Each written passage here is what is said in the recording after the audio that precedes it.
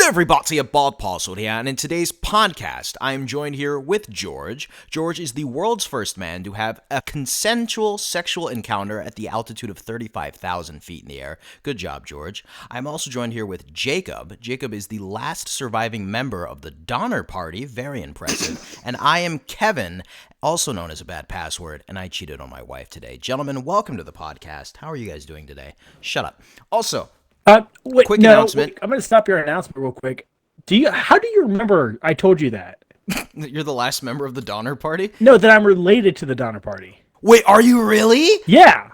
What? I have direct descendants people who are in the Donner Party. No way. That was actually just a coincidence. I have an announcement to make. What? Or more of a revelation. What? You know how you said that I'm the first person to have made love at the 35,000 consensual. Yeah, consensual. Consensual. Yeah. And you said that you cheated on your wife today. Oh. What the audience doesn't understand is that that wasn't a coincidence. We were both skydiving, and then our parachutes fell to open. I'm like, Kevin, this is it, and we fucked right then and there while falling, bro. Were you muff diving? We engaged in coitus. The thing is that since Kevin's fat, I am? Like, he was falling faster and faster. Oh. But then I caught up. Mm-hmm. And then one thing led to another. He backed up into me. I'm like, oh, let's get it over with then. Hey, yeah. You know, but we survived. The fact that Kevin's fat doesn't mean that you should go on a trip with me, Kevin, because if we, run out of food... Shut up! Anyway, so real quick, the announcements for those of you listening. The podcast will still remain on YouTube, but also your favorite A Bad Podcast is now available on Anchor, Breaker, Google Podcast, Pocket Cast, Radio Public. I've never heard of any of these. Google Podcast and Spotify. So if you guys want to listen to the podcast there, then you can listen to it there. But anyway, continuing. So for our first topic, it's also a story. I don't think we've told a story yet on the show. So I won't say the name of the company, but I work at a store. We sell goods and stuff. And see, recently we had a new employee, and this is important to the story, but he's very flamboyant. He's probably gay. It's not my place to ask him. And we went to the same high school, apparently. But apparently, on one of my days off, he was ringing up a customer, and the customer apparently was being very intrusive and annoying and asking him about his sexuality and stuff like that, which, you just don't do. And we'll refer to this guy as the douchebag, all right? Because he's the douchebag. And so another customer behind him in line, as he's poking and prodding and asking about his sexuality, the guy behind him in line says, "Hey man, just leave him be. Get your stuff and go." And whatever. So I guess the other guy, he gets his items, he drops it, and he stands by the door. So the second guy, he buys some cigarettes. And the douchebag, the first guy, he's like, "Yeah, I bet you want those cigarettes, you faggot, so you can go suck some dick afterwards." And I'm like, oh my God. So then afterwards, so the second guy, he walks out the door to leave. And, this guy just insulted him. And he walks, and then they bump shoulders purposely. So immediately it escalates into a fist fight at the front of the store. Right outside, and they're fighting and they're hitting each other and swinging at each other.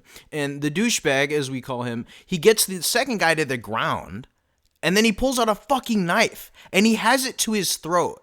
And I was like, oh my God, this guy's about to die. And then thankfully the other managers intervened because there was a cop nearby, but the dude fucking pulled out a knife, which is fucking bonkers. And I thought this would elicit a bit more of a reaction out of you guys, but anyway. I was waiting for the punchline. I thought this was going to move somewhere. He pulled out a fucking knife on the guy. You forget that George was literally raised in Compton, and I was raised What does that have to do with anything? I went to school in the hood. Joke. That sounded like a perfect setup for him to be and then the guy that he was making fun of comes out and starts sucking his dick. That's irony. The other guy's life. Well, this wasn't a joke story. This really hold on. So I'm not done yet. Actually. Hold on. So this wasn't a joke story. He literally attacked the guy and pulled out a fucking knife over a small petty dispute. What were you doing? I wasn't there that day. This is just all hearsay. I want to see the footage, but they won't let me. It's hearsay. Yeah. Well, yeah, but it's from 4 different people who work there. But so anyway, continuing. So the guy thankfully gets banned from the store after the managers intervened and saved the guy's fucking life. He's like, why the fuck you pull a knife on me, you pussy? So anyway, the guy gets banned from the store. So the next day, because he's not allowed on the premise anymore, so across the street, the same guy shows up naked across the street and starts dancing across the street from the store the very next day. And they had to call the police on him. But also across the street from the building is a school. So he stripped naked in front of a school to dance in front of the store, and they had to call the police on him. And I just thought it was worth sharing. So obviously, So your idea to start off the podcast is like, hey, let me share a story where somebody almost got murdered, and then proceeded to showcase his testicles to children behind him. Well, the children, I don't know if the school was, I didn't know if school. It's also awfully convenient that Kevin wasn't there those 2 days. Because I think he's the man in question. I'm the naked racist homophobe? Is that what You you're heard it here implying? first, folks. He just admitted to the crime. Also, so like you also gave it away, Kevin, where you work. I mean, you clearly work at Trader Joe's. I don't know like why you. Yeah, I don't know why I found that funny. Okay, that's it. Did you have a topic, Jacob, or do we want to? Do I have a topic? You know what's funny? Actually, I do have a little bit of a topic. Let's not talk about your penis, please. Haha. So far, I started playing Valhalla. The game looks good. Assassin's Creed Valhalla. It runs well. Mhm. I'm playing it on my PC too, so it looks really good. But like, it runs good. So far it's pretty okay. There's actually some decent character customization. Mhm. In Assassin's Creed Odyssey, you had a choice in the beginning to either choose Cassandra, which was the female version of the protagonist, or Alexios. And in the story, essentially, if you chose Alexios, who's the man, your sister would end up being kind of the villain, whereas if you chose Cassandra, it's vice versa, your brother. And so whoever you choose, you were stuck with. And I liked my choice, and also it turned out Cassandra ended up being canon. But what they did with this game is that the character Ivor either be a boy or a girl, but you could actually literally change the gender of Ivor at any time. What the fuck? I could do one scene as male Ivor, and then as soon as I get out of the scene, change to female. It's like near instantaneous. So Which I would assume kinda that there's. Wasn't it in the previous one, the Spartan one, Odyssey? I know there were romances in that game, right? Yes. Are there romances in this game, and like changing So- your gender willingly, does that affect it in any So- Yeah, does that form? change things? With the way AC Odyssey, you pretty much could romance anybody. The only time you were stuck with someone of the opposite gender was in a DLC when it kind of required that because there's a baby involved. Which doesn't really work with the same-sex relationship in the year 300 BC.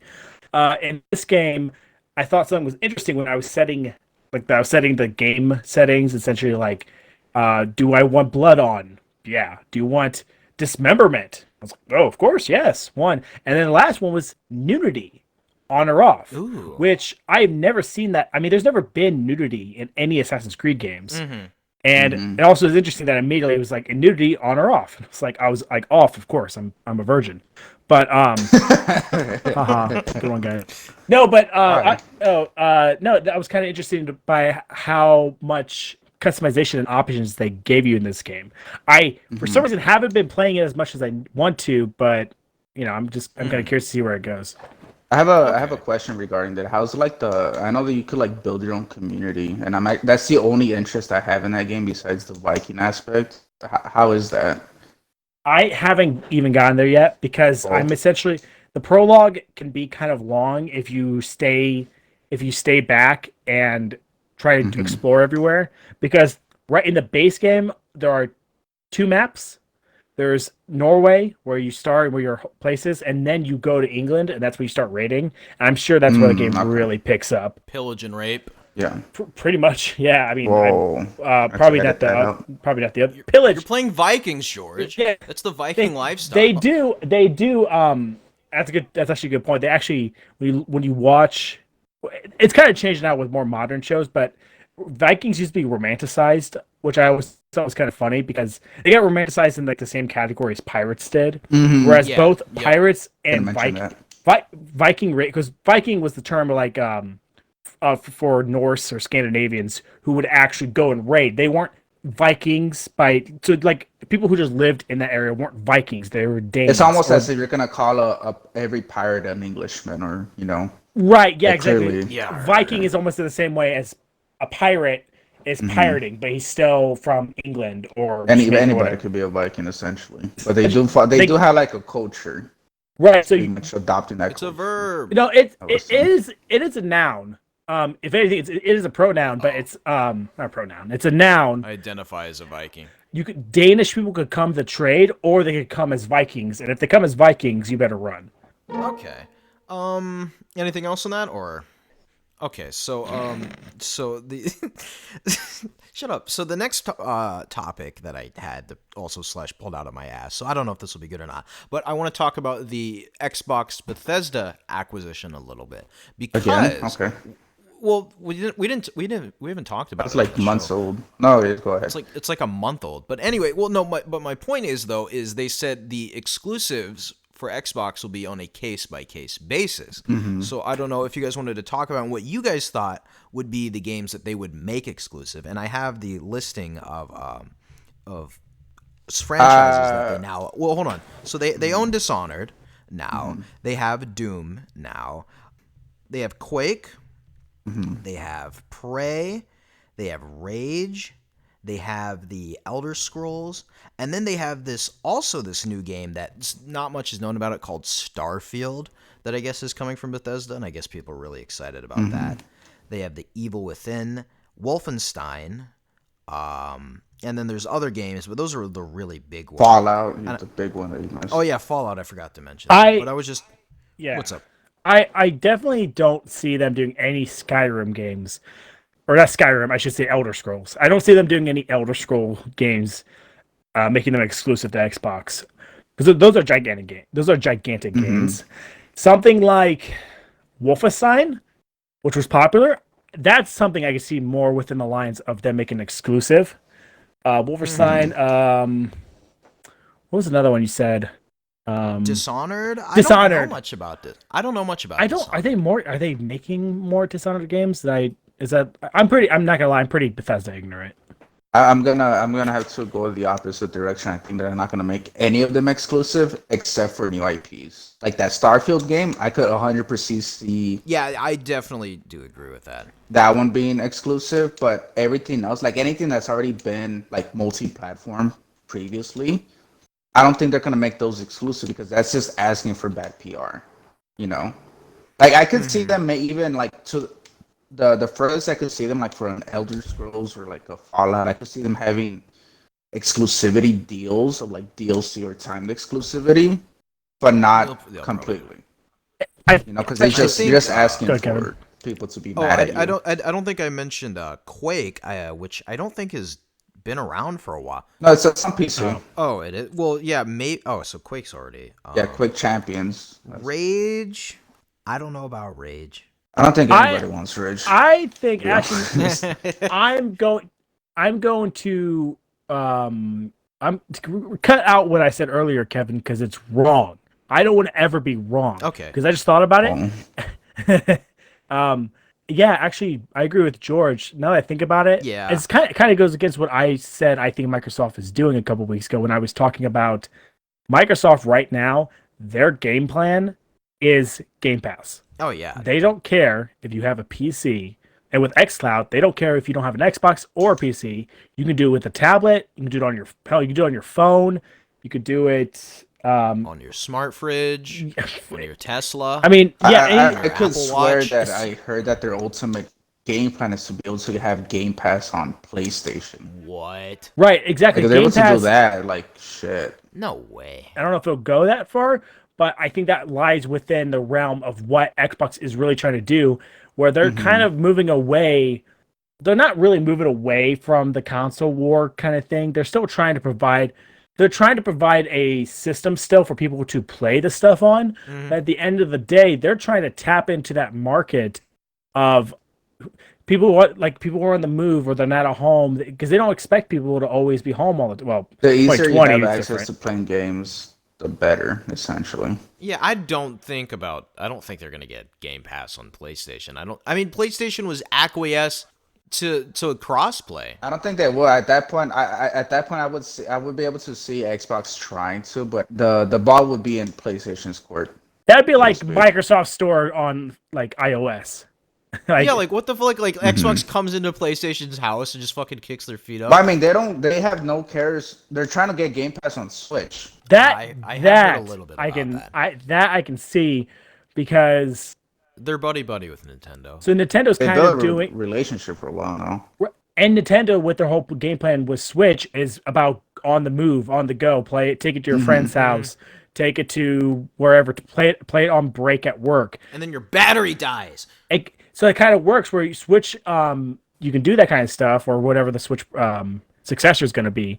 But like obviously xCloud is a big feature which I'm going to guess is probably going to have a better launch than Stadia. Yep. Which is a kind of a low bar. But Can you repeat that real quick? What would you say? Is it Stadia or Stadia? Stadia. Stadia. Why would I fucking care how to pronounce it? Like, it who fucking cares? Fuck like, Stadia. It sucks. It failed. I feel bad for insulting Google. It's Google. But yeah, I still stand by my theory that xCloud, or my belief that xCloud will be for the more casual gamer and for the gamer who wants to play like single player games. I think we're a bit away from people using xCloud to play like a FPS or something where they're trying to win, because you're always going to have that delay that it's just inevitable. It's still in beta, I believe. I played it a couple months ago. It ran really well. Like the delay latency? Was like the latency was like de minimis. Like it was like barely noticeable. I don't even. It's been so long, but yes, thank you. There was not even an iota worth of maybe not that much or that little, but it was worth trying. I believe it's. What the fuck are you trying to pander to? Jesus. Like an intellectual audience. Myself. But and I know they jumped over the hurdle recently of getting xCloud onto iOS and that whole fucking shebang, which was a whole mess. Yeah, so anyway, back to the original thing. I kind of agree with George. I think newer games will probably most definitely be Xbox exclusive. And I feel like from the ones we mentioned, one or two might go Xbox exclusive. I think they're all going to be obviously day one on Game Pass. That's the lucrative part. It's like, but I'm saying, like, to the average consumer, if they see, hey, I got to pay $60 to play the new Fallout on PlayStation, or I just could subscribe to Game Pass on my PC, on my phone, on wherever the fuck, and play it like day one. There's no so what difference. I was gonna just say, the price tag. What I was gonna say, and they have this opportunity now, timed exclusive on Game Pass. I think that's like a really big one. Like if they double down with both of those, I think that could really hit them hard. And Phil Spencer's like, yeah, we're probably gonna go buy some other studios down the line, so we'll see. We'll see what happens. All right, guys. I don't want to edit an hour-long podcast, so I just want to say, is it time for The Mandalorian? No. Fuck that show. You do this every time. No, because every time I watch it, I'm like, what am I doing with my life? With this stupid-ass green little bitch baby. This stupid baby. And nobody likes. Jesus fucking Christ, bro. So I'll start it off. The second episode was maybe not mad, but it didn't take the story far. There wasn't much to discuss. But the third episode, oh my goodness, when so I know Bo-Katan was gonna show up, but when she just kind of bam, just showed up immediately. I was like, oh, I just whoa, jeez. I love when a TV show or a movie gets an actual audible reaction out of me, because I think that's my gauge of it did something good. When she showed up and I saw her, I was like, oh, that's her. And then later when they're on the ship and the guy's like, wait, where are you? It's like, we're in the storage room.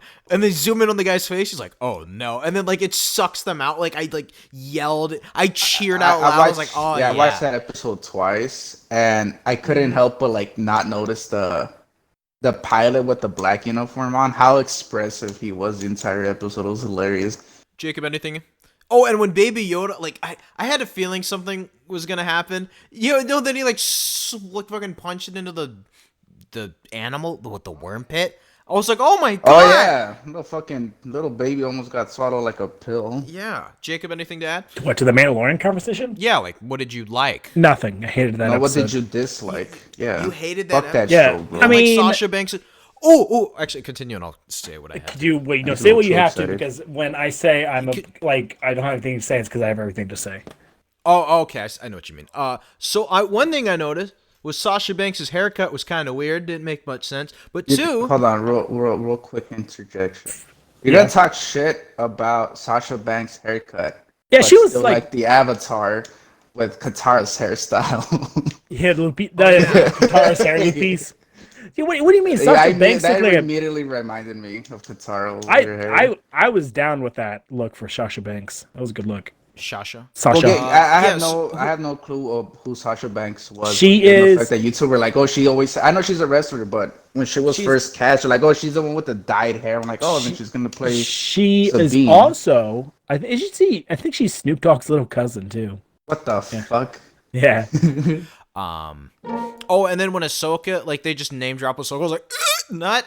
I mean, I knew it was gonna happen, but again, it just hit me. That I had I had a small panic attack because I was excited, but nothing was coming out of my mouth. I was just making guttural sounds.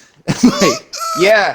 And I was like, my hands were spasming, and I'm like, bro, they did not just. And I actually I texted Jacob immediately after that but I'm like, wait, I don't know if because he said he had watched it, but I don't know if he was memeing or not. So I let me watched just it delete At that. 3 a.m. I was up late, and then it was 2 a.m. I was like, I'm gonna sleep. I was like, wait a minute, Mandalorian's on in an hour. Wait a minute. I was like- Something's important's happening. I was like, Yeah, I woke up at 5 a.m. because I was gonna go on my trip, and then I'm like, Part of me- I could spend some time. I got some time. Part of me, for whatever reason, thought she was gonna say Obi-Wan Kenobi, since that connection's there. But he's already dead. Oh yeah, dummy. he is dead. Stupid Obi-Wan. Jar Jar killed him. What was it? Fuck, you threw me off from what I was gonna say about the Mandalorian. They mentioned Ahsoka.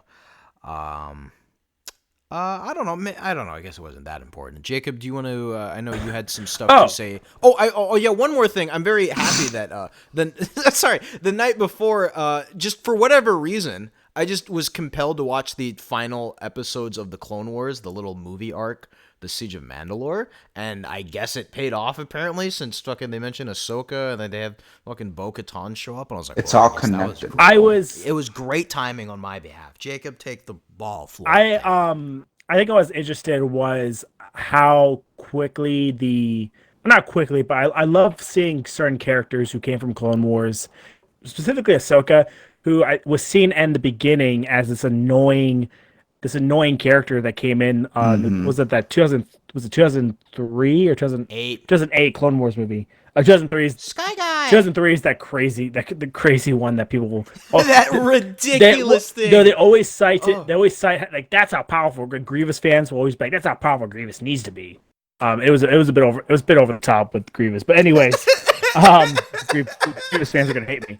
But it's so bad. anyways, so the 2008 film when it's a siege of Chrysopolis or something like that. Chrysopolis, I think. Yeah. Syphilis. Good one, Kevin. Thanks. And she came in and she seemed very annoying at first because it was like a teenager. She's a little teenager. She's kind of a little shit. And I'm wearing a bra. Look at me. Someone pointed out that her character. I mean, actually, it's funny you say that because when you look back at Ahsoka, her outfit was pretty overly sexualized. Why did she? Yeah, there was nothing. Why did they fixed it? I think in season 3.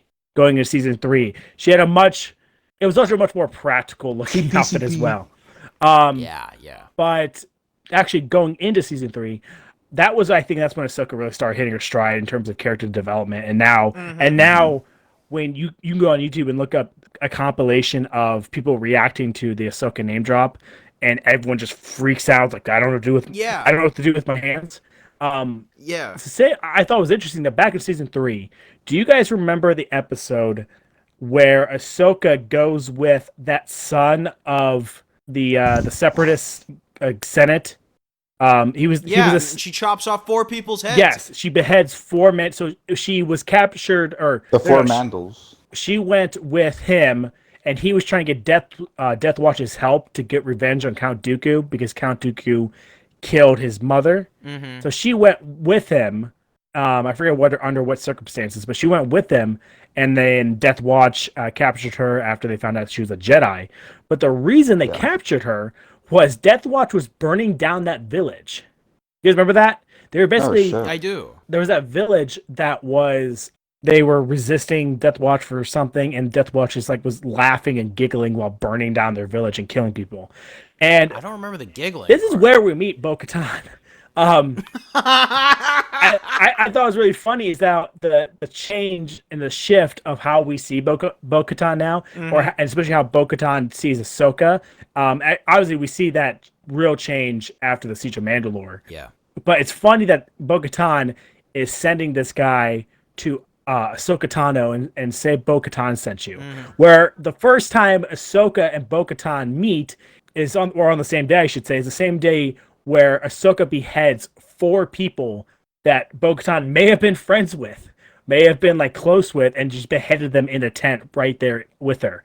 And the way we have come from that point to now, I thought was really interesting. That was a weird arc. They slapped her on the ass. That was weird. To the Mandalorian. In season 1 they revealed that he was saved by Death Watch Mandos, and I thought that was the end of it. I'm like, oh, they just saved him, and then they gave him to some clan of Mandos somewhere, Yeah. Mm-hmm. But no, that entire tribe that was underneath that that shitty port planet that he was on, those were all Death Watch. I don't know, I don't know, just something about that intrigues me. And apparently, I guess he's the only man, they're the only Creed who doesn't take off their helmets, apparently. Yeah, exactly. Everyone's yeah, we just take these off. There is a theory about, I think we're going to learn more about, was it Children of the Light? What did Bo-Katan say they're called? Children of the Watch. Children of the Watch. I think we're going to learn more about that background of how that group came to be, because I think they kind of set it up, I think, when they said, he's one of them. Yeah, well, the thing is that term Children of the Watch, people are thinking oh, that's just another clan, that are descendants of the Watch, but I think it's just kids, foundlings that were conscripted into Death Watch, Right. I don't think it's a whole another clan. I think it's, like I said, just found, because remember when he first gets his hand on Beskar, it's I'm going to give you a shoulder pauldron, but the rest of it, I'm going to make new helmets for foundlings. That's their whole thing. Yeah. They're just conscripting. They're essentially building up their numbers. I also believe that Jon Favreau's character in season 1, that the bigger guy, I'm pretty sure it's fucking good. I'm sure, Clan Vizsla. Clan Vizsla was essentially Death Watch. Yeah. It was Death Watch. Is Jon Favreau's character pre-Vizsla or past-Vizsla? I don't know how exactly the name. Well, it's one of those two names. No, I'm sorry. His character in Clone Wars was pre-Vizsla. Yes. So this was past Vizsla then. It must be. It was. I don't know if it was ever named. I don't know if he was ever named. No, they do name him. Oh, they do. Okay. Yeah. Yes. It's just I was confused as to which one. Yeah. And he was wearing Death Watch armor. So it seems like. Yeah. I think you're right. It's not a clan. Well, I mean, the fact that he also voiced past Vizsla. Yeah, they're like, oh no, it's a coincidence. Bro, this is Dave Filoni. There are no coincidences, No. Everything's intentional with Dave. Don't give me that shit. Can I butt in fucks. real quick? Sure, buddy. What's up? So, assuming we see Ahsoka in the next episode and the Mandalorian we won't. I think 2 episodes we'll see her. Maybe one episode or the very next. But he goes to her. She sees him. Will she say, "Huh, Baby Yoda"? Do you think she'll say it? Jokes aside, I hope she actually says baby. I'm pretty sure I mentioned it when we were watching season 1. I could swear I mentioned this. I'm if anybody's gonna say it, it's gonna be her. Huh. Baby, she has to say it twice. Baby Yoda, Baby Yoda. Before we move away from what's his name? Din Djarin? Din Djarin, that's it. That's his name. I think we're gonna learn more about that clan. I think there's gonna be a little theory that I saw, because I don't know how important it could be in the long run. But do you guys remember in the Siege of Mandalore in season 7, there was who was the main guy who was basically the main Mandalorian with the big old the Zabrak horns on his helmet? Oh, he was one of Death. He used to be in Death Watch. I remember that. Yeah, Yeah, then he worked for Darth Maul. He was he was like like the second in Garth. command. Was his name Garth or something? Garth Brooks. I Yeah, don't know. Garth Brooks. But do you remember the woman who's like, it seemed like she was in second in command? Yeah. Yeah. There is I think she had purple hair. There is a theory that that could be the armorer. That she could have ended up being the armorer because I like that. somebody noticed that the armorer's helmet has little horns on them. Yeah. And the only style of that's right. the only style of Mandalorian helmets that we've seen with those kind of horns were the people who were the loyalist to Darth Maul. Yeah. Because there's that whole shift Ooh, of that'll be a nice little Mandalorians. twist. There'll be a shift of Mandalorians who were basically loyal to Darth Maul, what they believed was the traditional way, where if the leader of Mandalore is defeated in battle, whoever defeated them becomes the leader of Mandalore. Yeah. Whereas the other group of Bo-Katan's people and believers thought that, hey, no, sure, he beat the person in tradition, but he's not of Mandalore. He follows no traditions of Mandalore. And it would be they said that, so after Darth Maul was defeated, it wouldn't be surprising that some people may have still believed that he was still rightfully the ruler of Mandalore. So it's possible that she could have, after maybe coming out of prison, or who knows how she got out of prison, that she could have made the helmet and made it more subtle with the horns. And so it's not as obvious that she was a loyalist of Darth Maul. But to still proclaim her loyalty to Maul. Yeah. Her undying fidelity. It would make sense because if she was a loyalist to what she believed was the traditions of Mandalorian culture, that would mean that she would basically be leading the group in the most orthodox traditional ways of Mandalorian culture. And it would be kind of interesting if there was some kind of conflict between her and Bo-Katan, or I don't know. There's so many places they could take the show now. I love the introduction of Bo-Katan and the Mandalorians.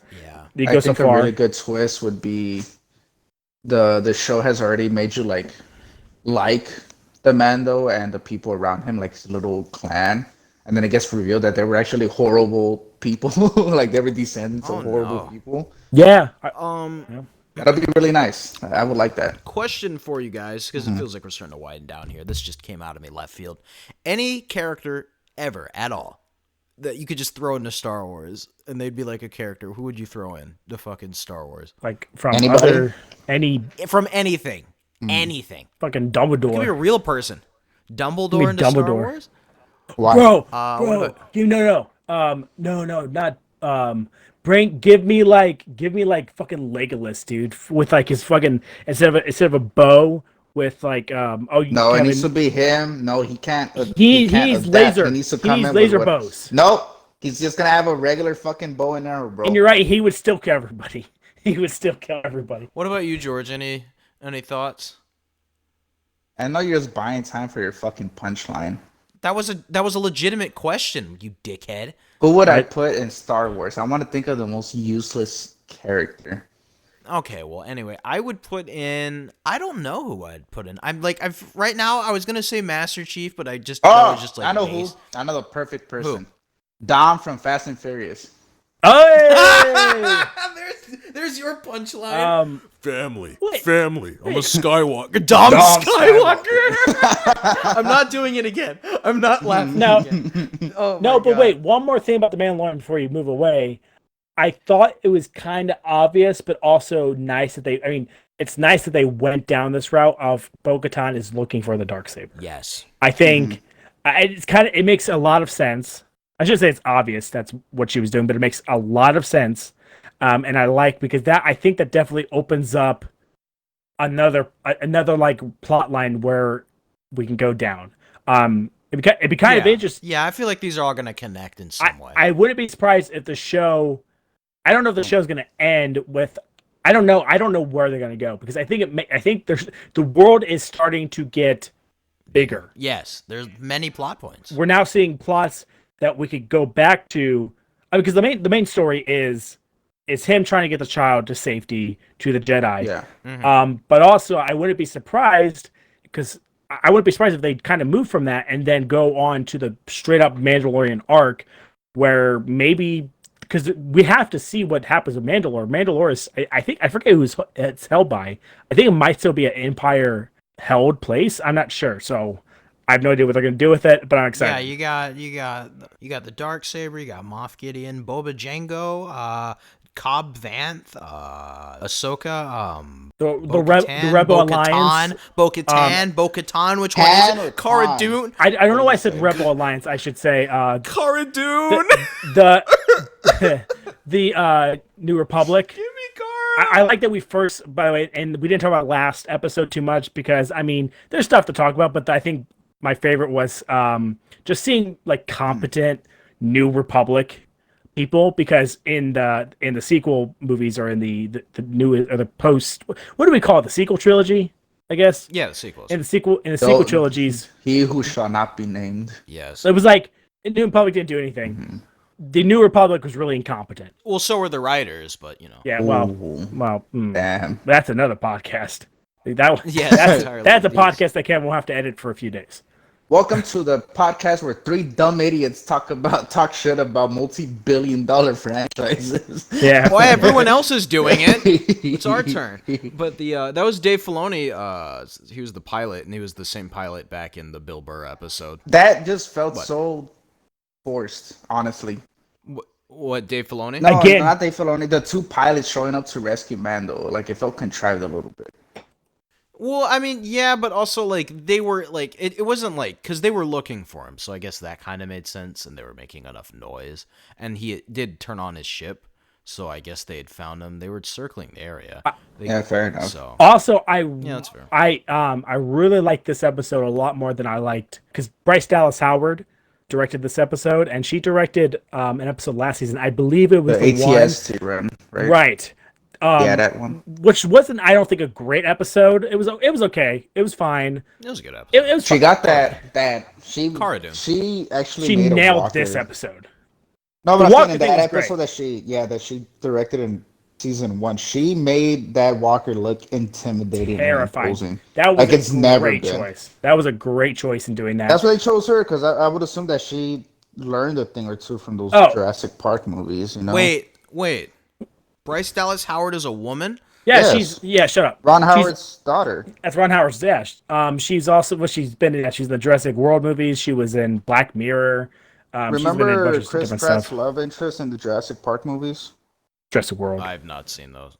I haven't seen them either, but I'm pretty sure you've seen Chris Pratt running with a girl in a white dress thingy with a terrible haircut. I don't know.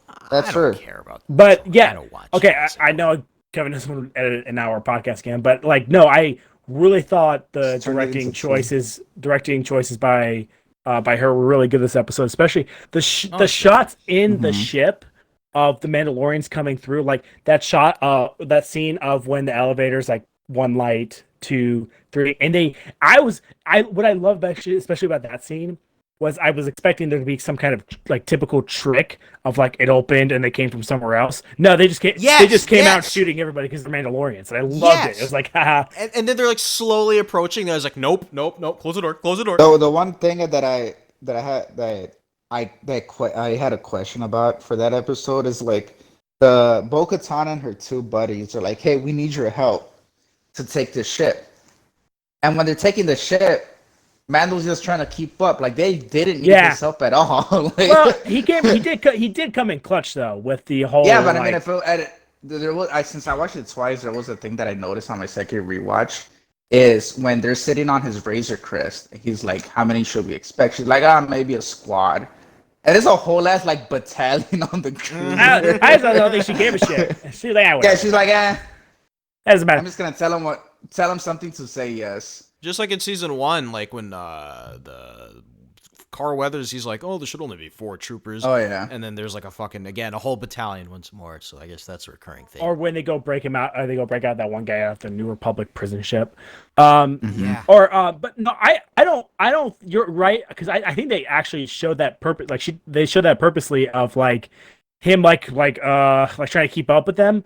But I think at the same time for her, it was low risk, high reward. Like what did she what does she owe this guy except a little bit of information that's not really that valuable to her? Mm-hmm. Just like, I'm just gonna tell you to go find some Jedi that maybe I consider an asset, or I don't know, but I don't know, maybe friend, but at least an asset. And I know if I send you to her, you can't An hurt her. ally, I'd say. Yeah, Yeah. It's not like it's not like she's sending a threat to someone that she values. That's very true. Because Ahsoka could beat It the was shit so out of him. cool seeing the same Mandalorians all just kicking ass. Baby. It was great. I thought it was But great it's just like stuff. I just couldn't shake the feeling. Like, damn, what is his name, Din or Jin? Yeah, He's so like inexperienced. he really is. He's a like compared to these top tier elite. You know, I mean, he's still in a winning streak, but he's I think he's got a more rugged style to where, like, the Mandalorians that we saw. I mean, to be fair, these Mandals more are like fluid. top tier. Like, you know, they Yeah. were really they're with Bo-Katan, so that means exactly. that that's the elite of the elite right there. And also, I'm very happy that I swear Dave Filoni had like big brain casting, or whoever did, back when they casted Katie Sackhoff as Bo-Katan's voice, and then she's the perfect person to come in and then play her in live action, because Katie Sackhoff, I think she was in it's the same person? Yes, yeah, same. The voice actress. Wow. But it's Katie, and she did all. And Kevin, I guarantee you, without even checking, she did everything in the suit as well. Really? Because Katie Sackhoff, I believe she did Battlestar Galactica, and she's done a lot of action stuff. So I'm sure she threw on that suit, and they just had to give her direction, and she didn't need a ton of training, because everything I've read, she's way used to all that action stuff.